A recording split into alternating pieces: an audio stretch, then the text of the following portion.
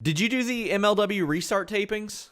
Yes, I did. I was wondering because I don't know whose contracts have lapsed or anything because they didn't run shows for so long. Like I wondered Yeah. if you were still there. So you're still under contract to MLW?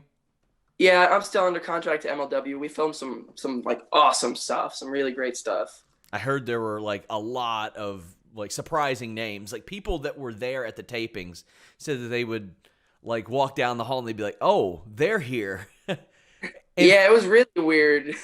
and from what I understand, go ahead. Sorry, I heard there were like a lot of names that popped up there.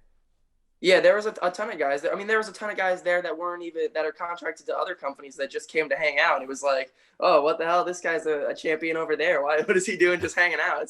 It was really weird.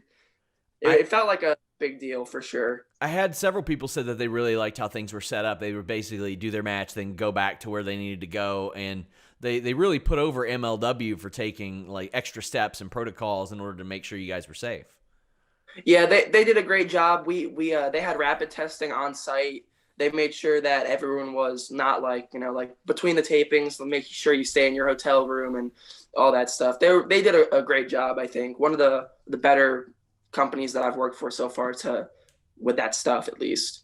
Who reached out to make that MLW deal happen at first? Like, who makes contact with you and says, "We want to bring you in"? So I had first like gotten an email from MSL, Mhm. just like, hey, like let's talk or whatever, and then I hit him back, and then me and Court actually got to discuss stuff a little bit, which was really cool. It was super scary, only I think I was like 19. It was super like, oh damn, this is a contract. And that's got to be wild for you at that age. What age were you when you got into wrestling?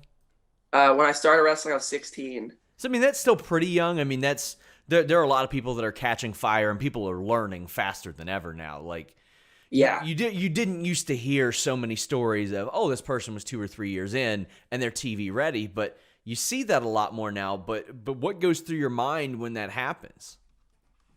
I mean, I was just like, I guess like I had wanted that. Like I had been saying like for that whole year, like, damn, I just want to get like on TV. I just want to learn that style. So that like I'm very goal oriented person. Like when I wrestle, I have a very like, this is what I want to do. This is how I want to do it. So that year, I was like, damn, I want to get on TV. I want to learn how to wrestle for TV. So I was chasing the MLW contract, and it was just crazy that like it actually came to fruition. It actually fucking happened. Yeah. So like I was scared as hell though too, because just like I didn't know how it was gonna go. I don't know anything about TV wrestling.